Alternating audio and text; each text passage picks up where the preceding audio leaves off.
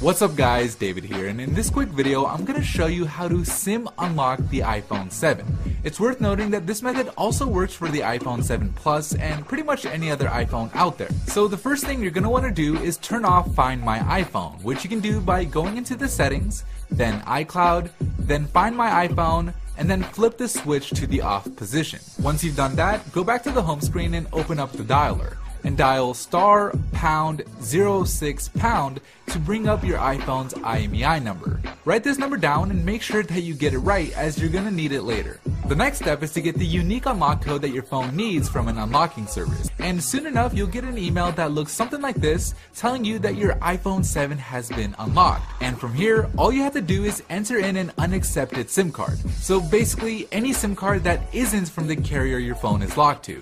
So in my case, since the phone is locked to AT&T, I'll enter in a T-Mobile SIM card, and then all you have to do is connect the phone to Wi-Fi, and that's it. Your iPhone will be officially unlocked.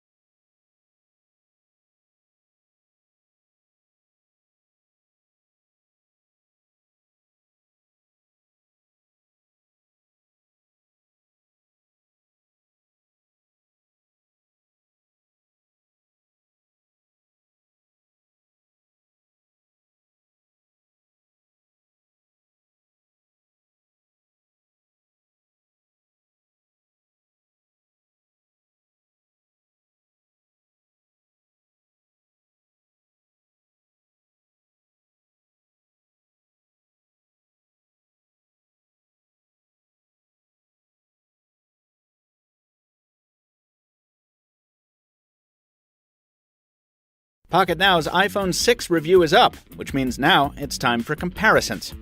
You'll see Apple's latest put up against the LG G3 and HTC One M8 in Jaime Rivera's face-offs coming later in the week. But first, it's time to put the new iPhone up against the other new iPhone. I'm Michael Fisher with Pocket Now, and this is iPhone 6 versus iPhone 6 Plus.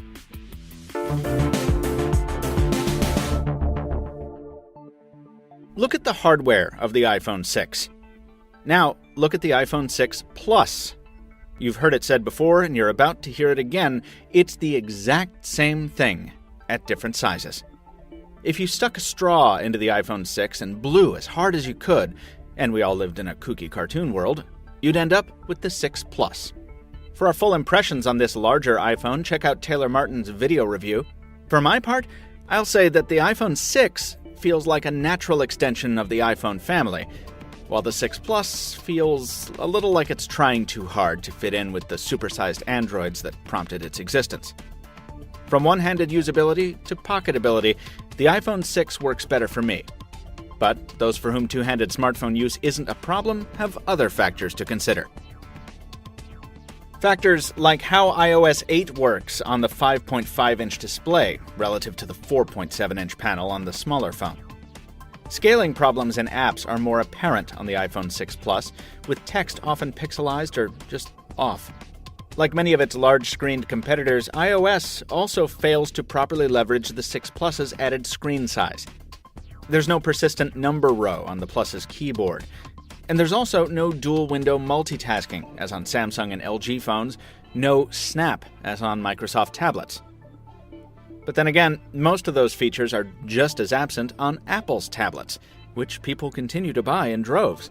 So if your goal in picking up an iPhone 6 Plus is to replace a tablet, there are features here that the iPhone 6 doesn't have, like a landscape-oriented springboard and tablet-style panels that use screen space a little more efficiently. The keyboard has also been widened in landscape to include additional functionality. Still no numeric key row at the top, but maybe that's a blessing considering how little actual screen space you have when the keyboard is deployed in landscape. Hopefully, Apple will be able to implement bug fixes a little more smoothly going forward than it did last week, because performance updates are definitely needed for a smoother Plus experience versus the 6. Some third-party apps take longer to load or to restore from dormant mode on the Plus, and others are just plain broken. So why do you get an iPhone 6 Plus instead of the 6? 2 reasons: screen size and battery life. The bigger screen might not be used to the fullest in the interface, but just like with other underused large screens like on the Lumia 1520, for media consumption, it's definitely the better choice. It's a higher resolution panel, despite being almost a full inch larger on the diagonal. The bigger battery on the iPhone 6 Plus also makes a massive difference, nearly doubling the iPhone 6's already respectable 10 to 16 hour endurance in moderate to heavy use that we found in our test period. What about the cameras? Well, the specs on the shooters are much the same. Each has an 8-megapixel sensor with an f2.2 aperture and a 5-element lens. Even the sapphire crystal protective covers are the same. The only technical difference is that the Plus features optical image stabilization, hardware that allows the camera lens to float within its frame somewhat. The 6 doesn't. Does it pay off? Well, if it does, I don't see it. It's important to remember that the iPhone 6 already has some of the best digital stabilization we've seen, so hand tremble is already taken care of. You may be able to see the OIS in action on more violent rides like a speedboat or on a train, but we weren't able to test that in side-by-side fashion. The other area where OIS is theoretically helpful is in low-light situations where a more stable shooting platform can leave the shutter open for longer to capture more light without motion blur. But we didn't see much difference here either. That's not to say there is no benefit. Again, see our full review of each phone and our camera tests at Pocket Now for more samples. But from where I'm sitting, it's doubtful the average person could tell much of a difference here.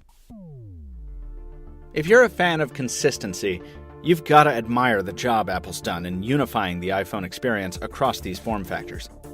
The Plus is, for now, the model with more growing pains on the software side, the model that's clumsier to use with one hand, the model that's $100 more expensive at every price point. But it's also the one with the slightly better camera and vastly superior battery life. It's the one to buy if you're in need of a larger format screen, or you're looking to avoid getting a separate tablet to complement your phone. For those who instead are looking for the modern-day iPhone experience in the truest sense, in my view, the conventional iPhone is the better buy. Don't forget to check out our full review of the iPhone 6, available now at Pocket Now and linked in the description below, and see all our iPhone 6 and 6 Plus coverage here on our YouTube channel page, to which you should subscribe if you haven't already. Till next time, this has been Michael Fisher, Captain Two Phones on Twitter, reminding you that a plus in one place doesn't always mean a minus in the other. We'll see you next time.